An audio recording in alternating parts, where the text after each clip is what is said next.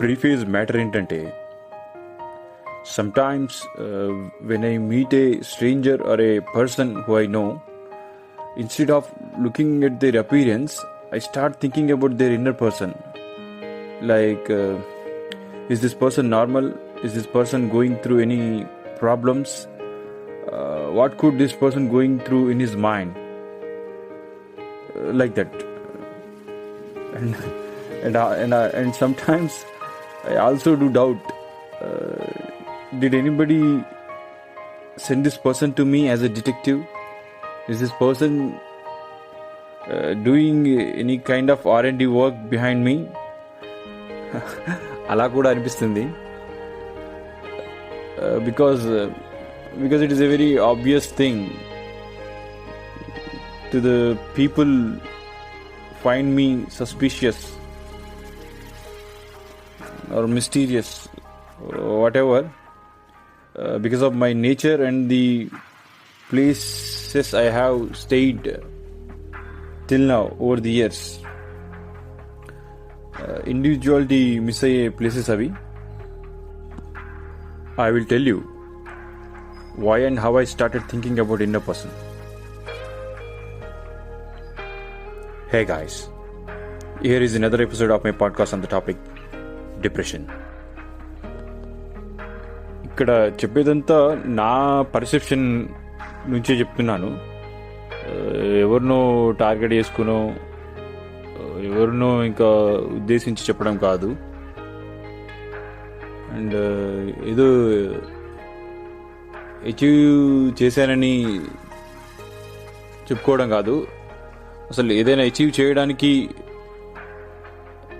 ముందు సర్వైవల్ నుంచి మనల్ని మనం ఎలా స్ట్రాంగ్ చేసుకోవాలో చెప్పే ప్రయత్నం మాత్రమే. ఎవరు పర్సనల్గా తీసుకోకండి. సో డిప్రెషన్ ఈ టాపిక్లోకి వెళ్ళే ముందు నా లైఫ్లో నేను అసలు డిప్రెసివ్ థాట్ ప్రాసెస్లోకి, ఇన్సెక్యూరిటీ, ఇన్ఫీరియారిటీలోకి ఎలా వెళ్ళానో చెప్తాను. అండ్ నేను అసలు అందులో ఉన్నానని ఎలా తెలుసుకున్నాను,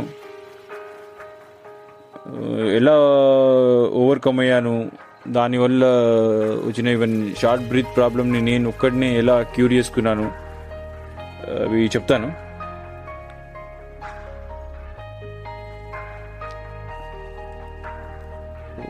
స్కూల్ డేస్ ఆ 11 years ఏంటంటే అది చాలా ఇంపాక్ట్ ఉన్నది నా మీద. స్కూల్లో కానీ ఈవెన్ బయట జరిగిన ఎక్స్పీరియన్సెస్ కానీ అవి చాలా ఇంపాక్ట్ ఉన్నది నా మీద. మా స్కూల్లో ఏంటంటే మా head master he was a tough guy in when he was young. తను సొంత బిలీఫ్ సిస్టమ్ తోటి ఆ స్కూల్ని నడిపించినాడు అన్ని ఇయర్స్. అది ఎలా ఉండేదంటే ఎక్కువ ఇండివిజువాలిటీ వైపు నడిపించే విధంగా ఉండేది ఆ స్కూల్ ఎన్వైరన్మెంట్ అంతా. ఆ మెంటరింగ్ కానీ, హెడ్ మాస్టర్ మెంటరింగ్ కానీ, ఇంకా 10th classకి వచ్చేసరికి అసలు టీచర్స్ కూడా ఉండేవారు కాదు. హెడ్ మాస్టరే అన్నీ చూసుకునేవారు, ఈవెన్ సబ్జెక్ట్స్ చెప్పడం కూడా. అన్నీ అప్పుడప్పుడు బయట నుంచి టీచర్స్ని తీసుకొచ్చేవాడు, బట్ ఎక్కువ పర్సంటేజ్ ఒక్కడే కవర్ చేసేవాడు అన్నీ. ఈవెన్ ఎగ్జామ్స్ కూడా ఉండేవి కాదు, ఇప్పుడు రేర్గా పెట్టేవారు. కరెక్షన్ కూడా అసలు మెజారిటీ టైం కరెక్షన్ కూడా చేసేవారు కాదు. దీనివల్ల ఎక్కువ మందికి నష్టం జరిగింది. బట్ అక్కడక్కడ కొంతమంది ఇలా రెస్పాన్సిబిలిటీగా తీసుకొని సొంతంగా ప్రిపేర్ అయ్యేవాళ్ళం. అలా నేను ఇండివిజువాలిటీ అండ్ ఫ్రీ థింకింగ్కి అలవాటు పడిపోయాను అప్పటి నుంచే, స్కూల్ డేస్ నుంచి. ఈవెన్ ఇంటర్మీడియట్ కూడా ఆల్మోస్ట్ అలాగే ఉండేది. సొంతంగా ప్రిపేర్ అయ్యి గైడెన్స్ లేకుండానే 74, 85 అలా అలా తెచ్చుకున్నాము. బట్ వన్స్ బీటెక్లో జాయిన్ అయ్యాక ఏం జరిగింది, మొత్తం complete different and never before atmosphere. అప్పటి వరకు I have never experienced such academic environment. సడన్గా ఇన్సెక్యూరిటీ, ఇన్ఫీరియారిటీలు వచ్చేసాయి అప్పుడు ఆ టైంలో. స్కూల్లో ఏంటంటే I use to sing, dance అన్నీ చేసేవాడిని. ఇక్కడికి వచ్చేసరికి అసలు ఏం చేయాలన్నా I use to feel hesitant. ఒక బ్లాంక్ మైండ్ వచ్చేసింది. ఎందుకు? The college environment started treating us as kids. First year, second year, 2 years నేను అసలు ఎంత టెన్షన్, నర్వస్ అయ్యేవాడినంటే ఫస్ట్ 5-6 months మాకు సిడిఎస్ ఒక లెక్చరర్ ఉండేవారు.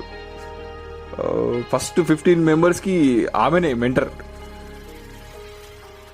I don't want to reveal her name, but she targeted me like హెల్.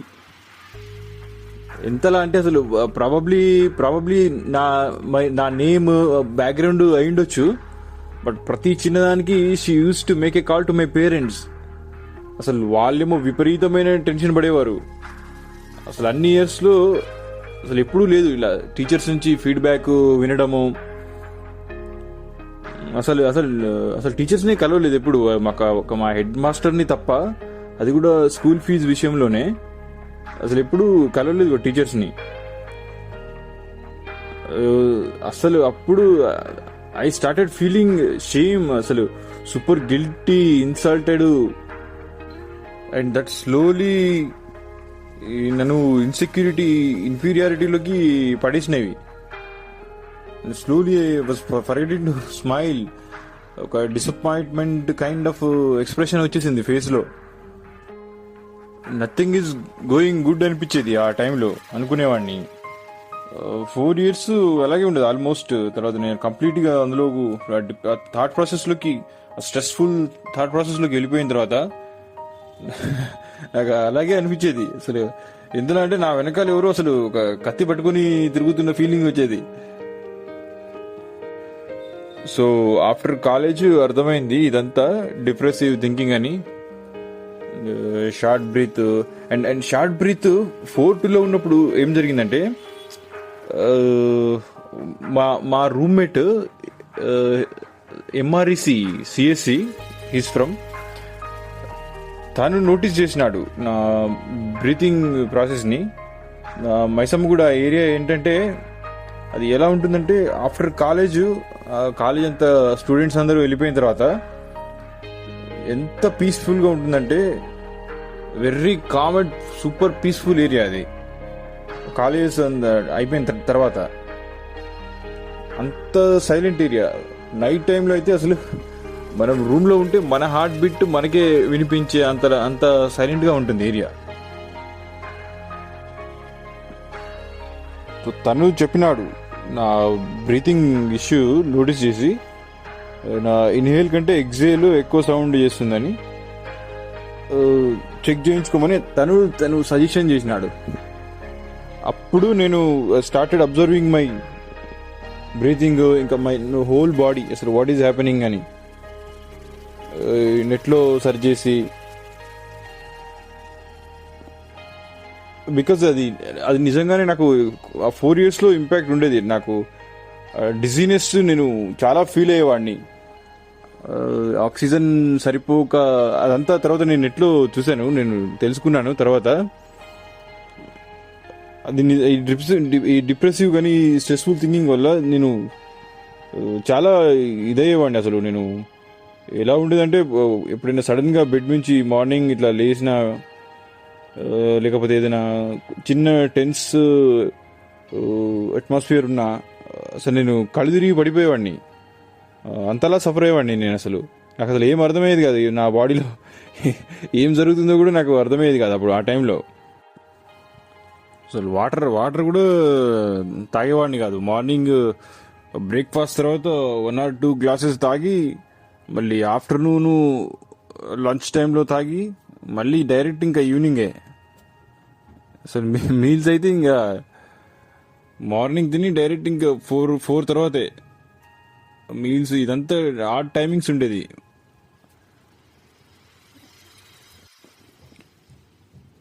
ఇంకా short breathing అది after college 2 years 3 years అలాగే ఉండేది. బట్ నేను ఒక కోర్స్ నేర్చుకొని ఏదైనా చేద్దామని నన్ను నేను మెంటల్గా స్ట్రాంగ్ చేసుకోవాలన్న ఉద్దేశంతో I started reading books.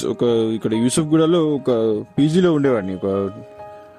Best అన్నట్టు నేను చాలా చేంజ్ చేసుకున్నా. అక్కడ ఉండి బెస్ట్ పెంట్ హౌస్ దొరికింది నాకు ఎలా కావాలో అలా దొరికింది. ఎక్కువ మనుషులు ఉండకుండా నాతో నేను మాట్లాడుకునే విధంగా ఎక్కువ బుక్స్ చదవడం ఇంటర్నెట్లో. అసలు స్టోన్ ఏజ్ నుంచి ఇంకా ఈరోజు స్టోన్ మార్బుల్స్ వరకు నేను అన్ని చదివాను. అసలు నాకు చాలా ఇంపాక్ట్ చూపించింది నా పర్సనాలిటీ ఈ విధంగా, రైటింగ్కి యూజ్ అయ్యే విధంగా నాకు అన్ని రకాలుగా యూజ్ అయింది. అది పీజీలో అది ఏదో ఉంది ఇక్కడ కూడా సర్కిల్ అంటారు. అక్కడ నేను నా షార్ట్ బ్రీతింగ్ ప్రాబ్లంకి ఏం చేశానంటే నేను ఎక్కువ సార్లు ఇట్లా స్టమక్ మీద పడుకోవడం స్టార్ట్ చేశాను. అది నాకు చాలా కంఫర్ట్ ఇచ్చేది. డీప్ బ్రీతింగ్కి పాసిబుల్ అయ్యేది. డీప్ బ్రీత్ తీసుకోవడానికి అట్లా రివర్స్లో స్టమక్ మీద పడుకోవడం వల్ల చాలా కంఫర్ట్ ఫీల్ అయ్యేవాడిని. నాకు కంప్లీట్గా లంగ్స్ నిండా గాలి పీల్చుకుంటున్న ఫీల్ వచ్చేది. నేను తర్వాత మెడిటేషన్ కానీ యోగా కానీ కొన్ని ఆసనాస్ అన్నీ వేసేవాడిని. అక్కడ నన్ను నేను చాలా చేంజ్ చేసుకున్నాను అన్ని రకాలుగా. ఏది ఆ పీజీలో ఏంటంటే అసలు సరే కామెంట్ నేను ఒక ఇండివిజువల్గా ఒక పర్టికులర్ పర్సన్ నేను చేయను, కానీ అక్కడ ఇమ్మెచ్యూర్ పీపుల్ ఉంటారు. జస్ట్ నువ్వు ఒక నవ్వుతూ మాట్లాడితే చాలా అన్నట్టు, నువ్వు మాట్లాడకపోతే అంతే. ఇంకా నువ్వు ఎంత పెద్ద నేను ఒక ఎనిమిలాగా చూస్తారు. అట్లాంటి ప్లేస్లో నన్ను నేను సర్వైవ్ చేసుకొని నేను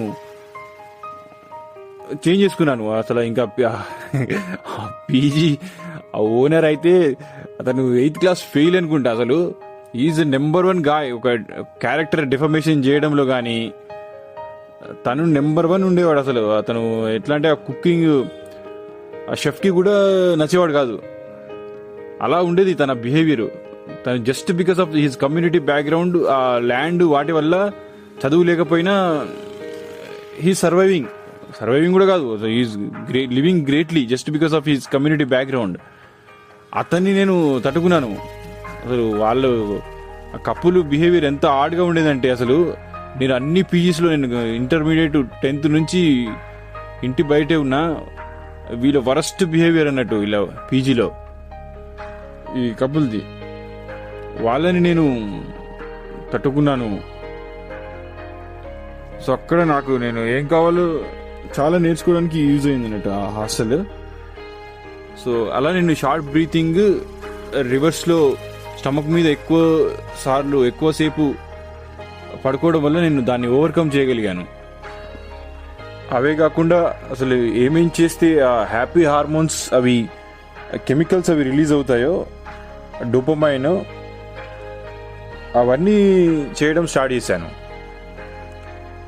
యూజువల్లీ ఏంటంటే సొసైటీలో ఇద్దరు ముగ్గురు డాటర్స్ సిస్టర్స్ ఉన్న పర్సన్స్కి ఏంటంటే ఒక invisible sympathy, some kind of restrictions ఉంటాయి. వాటిని నేను అప్పటి వరకు ఉండేవి నాకు. అవి నేనేం చేయాలనుకున్నా తప్పు కదా అలా అనిపించేది. ఇంట్లో ఇట్లా లేడీస్ పెట్టుకొని నేను అలా చేయడం తప్పేమో, అలాంటి థాట్స్ని కూడా నేను దాటి ఐ బికమ్ మోర్ రొమాంటిక్ థాట్స్ని నేను విపరీతంగా రొమాంటిక్గా ఆలోచించడం స్టార్ట్ చేశాను. అవి కూడా నాకు హెల్ప్ అయ్యాయి. నాకు నా పర్సనాలిటీ డెవలప్మెంట్కి. సో ఇప్పుడు నేను బ్యాక్ టు బ్యాక్ నా చైల్డ్హుడ్లో నేను చూసిన బ్యాక్ టు బ్యాక్ డెత్స్ కావచ్చు, డిప్రెషన్ వల్ల వాటి గురించి చెప్పేస్తాను. ఇది నేను చాలా కట్ చేశాను, ఇది చాలా పెద్దగా అవుతున్నది, 30-40 మినిట్స్ దాకా అయ్యేలా ఉంది. సో చిన్న చిన్నగా చెప్పేసి నేను ఆపేస్తాను ఇది. సో అలా నేను అన్నీ చేశాను. నన్ను కంప్లీట్గా ఒక normal thinking, stressful thought process నుంచి బయటపడడానికి ఐ డిడ్ ఎవ్రీథింగ్. ఏమేం చేయాలో అవన్నీ చేశాను. So back to back suicidal deaths నేను ఎవరైనా మనిషిని ఇట్లా కొత్తగా లేదా తెలిసిన వాడిని కలిసినప్పుడు నేను వీడు బయటకి నవ్వుతున్నాడు, పెద్ద టెన్షన్స్ లేకుండా ఉన్నాడు అలా కనిపిస్తే, నిజంగా ఉంటే ఓకే, బట్ వీడు నటిస్తున్నాడా లేదా అనేది అలా నేను ఇన్నర్ పర్సన్ని అబ్జర్వ్ చేయడం స్టార్ట్ చేశాను. చిన్నప్పుడు జరిగిన వాటి వల్ల స్టడీ చేయడం, అబ్జర్వ్ చేయడం, హ్యూమన్ వీళ్ళు నిజంగా హ్యాపీయా లేకపోతే నటిస్తున్నారా అలా నేను అబ్జర్వ్ చేయడం స్టార్ట్ చేశాను నా సరౌండింగ్స్. ఈ ఫస్ట్ సూసైడల్ డెత్ అన్నాడు నేను 1.5 year 2 years గ్యాప్లో బ్యాక్ టు బ్యాక్. అసలు ఫస్ట్ మేము ఒక హట్లో అక్కడ ఉన్నప్పుడు 4 rooms ఉంటాయి, అందులో చివరి దాంట్లో ఉండేవారు అతను. మేము డైలీ మాట్లాడేవారు, ఆ రోజు ఈవినింగ్ కూడా మాట్లాడినారు అతను. అంటే ఆ రోజు అది నెక్స్ట్ డే మాకు అర్థమైంది అతను ఆ రోజు ఈవినింగ్ ఏం జరిగిందంటే, అసలు ఎప్పుడూ లేని విధంగా అమ్మాయిలకి ఆయన డాటర్స్కి చాక్లెట్లు, బనానాలు, బట్టలు చాలా చాలా తెచ్చాడు, పండ్లు అవన్నీ ఫ్రూట్స్ తెచ్చినాడు. అది నెక్స్ట్ డే మార్నింగ్ చూస్తే ఇట్లా 4 o'clock 3:30 AM 4 o'clock ఆ టైంలో అతను అక్కడ మాకు వాటర్ పట్టుకునేది ఒకటి ఉంటుంది ప్రజెంట్. ఇప్పుడు మా ఇంటి పక్కనే ఒక బోర్ ఉన్నది, ఆ ప్లేస్లో ఉండేది అది పెద్ద హౌస్. అప్పుడు అది ఫార్మింగ్ ఏరియా మొత్తము. అక్కడికి ఒక పురుగుల మందు బాటిల్ తీసుకుని అక్కడికి వెళ్ళి అది తాగేసినాడు, అక్కడ చనిపోయినారు. నేను ఫస్ట్ షాక్ అయిన ఆ ఇన్సిడెంట్ అది ఆ చిన్నప్పుడు. అది నన్ను కొంత ఇంపాక్ట్ చేసింది అది. అండ్ నెక్స్ట్ ఇంకొక ఎదురుగా ఇంట్లో ఉండేవారు అతను కూడా ఎప్పుడు నవ్వేవాడు కూడా కాదు అతను కూడా అలాగే డిప్రెషన్ వల్లనే జన్మాడు. ఈ డిప్రెషన్ అని నాకు తర్వాత తెలిసింది. ఇప్పుడు నేను ఎనలైజ్ చేసిన తర్వాత నాకు రైటింగ్ పర్పస్లో అప్పుడు తెలిసింది. అండ్ తర్వాత తుమ్మల నాగేశ్వరరావు గారి రెండో అబ్బాయి, మాకు అతనైతే నాకు చాలా క్లోజ్ చిన్నప్పుడు. అతని డాటర్స్, మా సిస్టర్స్ ఇద్దరు, ఆయన డాటర్స్ ఇద్దరు క్లాస్మేట్స్. అసలు మేమంతా 11 years ఒకే స్కూల్లో చదివాము మేము. అతను మా యంగర్ సిస్టర్ని కూడా ఆడించేవాడు అతని కూతురుతో పాటు చిన్న అప్పుడు చైల్డ్హుడ్లో. అతని డెత్ తర్వాత వెంటనే అతను ఒక 6 months తర్వాత ఇంకొక అతను కూడా మా ఇంటి పక్కనే ఉండేవాడు. అసలు బ్యాక్ టు బ్యాక్ నాకు అసలు ఇలాంటివి నేను విన్నాను. అసలు నేను ఇప్పుడు అబ్జర్వ్ చేస్తే ఎట్లాంటి ఒక బేబీ బాయ్, బేబీ గర్ల్, ఇట్లా బార్న్ ఇట్లా పుట్టిన వారి కబుర్ల కంటే వన్ హ్యాస్ పాస్డ్ అవే ఇట్లా చనిపోయిన వాళ్ళ గురించి ఎక్కువ విన్నానండి. చావు కబుర్లు ఎక్కువ విన్నాను నా లైఫ్లో, ఇట్లా పుట్టిన వాటి విషయాల కంటే. తర్వాత మా 10th class మా క్లాస్మేట్ చాంప్లా అంటారు, వాడినైతే అసలు వాళ్ళ ఫాదరు ఎంతలా తినేవాడంటే అసలు మా హెడ్ మాస్టర్ కంటే, స్కూల్ టీచర్స్ కంటే అతనే ప్రతి దానికి స్కూల్కి వచ్చేవాడు. వాడి గురించి కనుక్కునేవాడు. ఎంత స్ట్రెస్ఫుల్గా ఉండేవాడు అంటే వాడు 10th క్లాస్ తర్వాత ఒక తంబి అని రెస్టారెంట్ ఉండేది, అక్కడ పనిచేసేవాడు. మేము ఇంటర్మీడియట్ హాలిడేస్కి వచ్చినప్పుడు అక్కడ కనిపించేవాడు. నెక్స్ట్ ఇంటర్మీడియట్ సెకండ్ ఇయర్ టైంకి ఇక తెలిసింది సూసైడ్ చేసుకున్నాడు, కమిటెడ్ సంథింగ్ అని. మేబీ అది కూడా వాళ్ళ ఫాదరు విపరీతమైన ప్రెషర్ పెట్టడం వల్ల అని అనుకుంటున్నాను నేను. అలాగే చనిపోయి ఉంటాడని. మేబీ మ్యారేజ్ ఇష్యూ అని నేను విన్నాను అప్పుడు, ఫోర్స్ చేయడం వల్ల.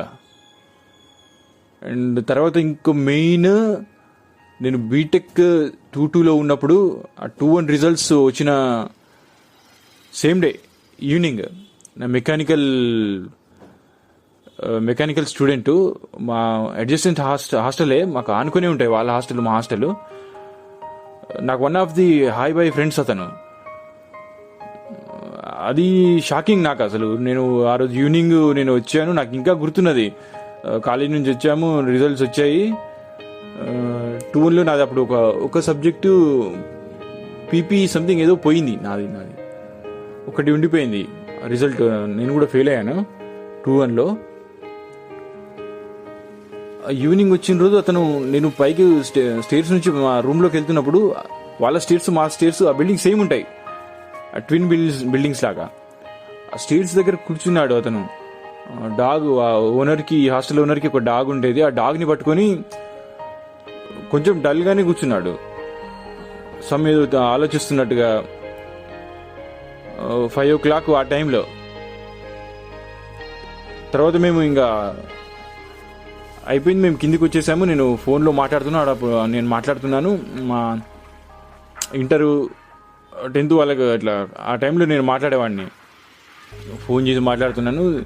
7 o'clock ఆ టైంకి ఇంకా అందరూ మా హాస్టల్లోనే ఉన్నారు, అతని క్లాస్మేట్స్ ఉండేవాళ్ళు. చనిపోయాడరా ఇతను, రిజల్ట్ ఫెయిల్ అయ్యానని సనత్ నగర్ రైల్వే స్టేషన్లో ఇట్లా ట్రైన్ ఇట్లా వస్తుంటే, ఎదురుగా ఇంకో ట్రైన్ వస్తుంటే దాని మీదకి ఇట్లా జంప్ చేసి సూసైడ్ చేసుకున్నాడు, లెటర్ కూడా రాసినాడు అని చెప్పినారు. ఆ లెటర్లో ఏముంది, నేను ఫాదర్ డాడీ నేను చదవలేకపోతున్నాను, నా మీద పెట్టే ఈ డబ్బులన్నీ తమ్ముడి మీద పెట్టండి. ఈజ్ ఎ నార్త్ ఇంటర్స్టేట్ బడ్డీ అతను, నా మీద పెట్టే డబ్బులు తమ్ముడికి పెట్టండి, నేను ప్రెషర్ తట్టుకోలేకపోతున్నాను అని రాసున్నది ఆ లెటర్లో. అది కూడా నన్ను ఇంపాక్ట్ చేసింది. అంటే అతను ఎంత ప్రెషర్ అనుభవించి ఉంటాడో వాళ్ళ పేరెంట్స్ వల్ల కానీ, అతని మీద పెట్టుంటారు ఎక్స్పెక్టేషన్స్. అండ్ ఈ ఇన్సిడెంట్స్ అన్నీ నన్ను ప్రభావితం చేసినాయి ఆ టైంలో, బీటెక్ టైంలో. నన్ను ఇంకా డిప్రెసివ్ థాట్స్లోకి నన్ను లాగేసేవి. ముఖ్యంగా ఏంటంటే ఆ అంకుల్స్, ఇప్పుడు 4 members చనిపోయినారు కదా, వీళ్ళందరికీ కామన్ ఏంటంటే వాళ్ళు 2 daughters 3 daughters వాళ్ళకి. నాకు అప్పుడు అర్థమయ్యేది. తర్వాత అర్థమైంది ఏంటంటే మేబీ వాళ్ళు డౌరీ ఇష్యూ వల్ల మరింత స్ట్రెస్ఫుల్ థాట్స్లోకి వెళ్ళిపోయి ఉంటారు. బికాజ్ వాళ్ళు పూరు మిడిల్ క్లాస్ ఫ్యామిలీసే. బికాజ్ అదే టైంలో అసలు డౌరీ కల్చరు ఇంక్రీజ్ అవ్వడం, ఇటు ఈ రియల్ ఎస్టేటు, ఈ వెంచర్లు, ఈ కల్చర్ స్టార్ట్ అవ్వడం, ఫార్మింగ్ ఆపేయడాలు, ఇక వీళ్ళు సంపాదించిన సంపాదన మొత్తం కట్నాల రూపంలో మ్యారేజ్ సెలబ్రేషన్స్లో చూపించడం, అప్పుడప్పుడే ఆ కల్చర్ స్టార్ట్ అవుతుంది ఆ 2000 తర్వాత. సో మేబీ వీటి వల్ల వీళ్ళు ఎక్కువగా స్ట్రెస్ తీసుకుని ఉంటారు, అమ్మాయిల మ్యారేజ్ ఎలా చేయాలి అనే ఉద్దేశంతో. చదువులు కానీ వాటి వల్ల వీళ్ళు డిప్రెషన్కి గురై ఉంటారని నేను అనుకునేది. సో సేమ్ థింకింగ్ నన్ను, మా ఫాదర్ విషయం కూడా ఎక్కువ నన్ను డిస్టర్బ్ చేసేది. 2 sisters, మా ఫాదర్ కూడా కొంచెం డిప్రెషన్ టైపు పర్సనాలిటీనే, బట్ అది ఏమైనా అవుతుందేమోనని నాది నన్ను ఇంకా మెంటల్గా నన్ను డిస్టర్బ్ చేసేది. మా ఫాదర్కి కూడా ఏదైనా జరుగుతుందేమో, ఇట్లాంటి అనుమానాలు, వీటన్నిటి వల్ల నేను ఆ మెంటల్ బ్రేక్ డౌన్స్ ఎక్కువ జరిగేవి నాకు 4 years ఆఫ్ బీటెక్ ఆ టైంలో. సో ఫైనల్గా ఆపేస్తాను ఇది. మనం ప్రతి విషయాన్ని మరీ సీరియస్గా తీసుకోకూడదని నాకు అర్థమైంది. ఒకవేళ తీసుకొని డిప్రెసివ్ థాట్స్లోకి వెళ్ళిపోయినా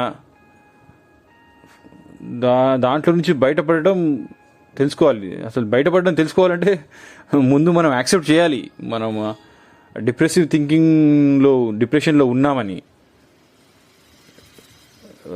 యాక్టింగ్, అది నటించడం బదులు ఫేక్ స్మైల్ తోటి ఏమీ లేనట్టుగా, అంతా బాగున్నట్టుగా, హ్యాపీగా ఉన్నట్టుగా నటించడం కంటే ఫస్ట్ మనం ఆ డిప్రెషన్లో, మెంటల్ బ్రేక్డౌన్లో ఉన్నట్టుగా యాక్సెప్ట్ చేస్తే తర్వాత మనకి ఇంకో వే కనబడుతుంది దాని నుంచి బయటపడడానికి. అంతే తప్ప ఇట్లా నటిస్తే ఇప్పుడు నా లైఫ్లో కాకుండా ఇప్పుడు బయట టీవీలో కానీ న్యూస్లో చూసినప్పుడు ఇదే చెప్తారు. నేను లేకపోతే ఎవరైనా ఎవరితోనైనా మాట్లాడుతున్నప్పుడు వాళ్ళు విన్న సూసైడ్స్ కానీ డెత్స్ కానీ అవి చూసినప్పుడు ఇదే మాట అంటారు, ఎప్పుడు హ్యాపీగా ఉంటాడు రా వాడు, నిన్న బాగానే మాట్లాడాడు, సడన్గా తెల్లారేసరికి చనిపోయాడు, హ్యాంగ్ చేసుకున్నాడు, ఇట్లాంటివి వింటాం మనం. సో అట్లా నటించడం, యాక్టింగ్ చేయడం బదులు మన లోపల ఏది ఉందో అది ఎక్స్ప్రెస్ చేస్తే అవతల వాళ్ళైనా మనని గైడెన్స్ చేస్తారు. నువ్వు కొంచెం డిస్టర్బ్గా కనబడుతున్నావు, ఏదైనా ప్రాబ్లమా అని. నువ్వు నటిస్తే మాత్రం అంతే ఇంకా. సో జస్ట్ ఎక్స్ప్రెస్, నీ లోపల ఏమనుకుంటున్నావు, అది bad or good or depressive or ఏదైనా ఎక్స్ప్రెస్ చేస్తే మనకు తొందరగా సొల్యూషన్ దొరుకుతుంది దాన్ని ఆ థాట్ ప్రాసెస్లోంచి బయటపడడానికి. సో ఇది చాలా కట్ చేశాను, 1 hour పైనే అవుతుంది. సో ఫైనల్గా థ్యాంక్ యూ ఫర్ లిజనింగ్.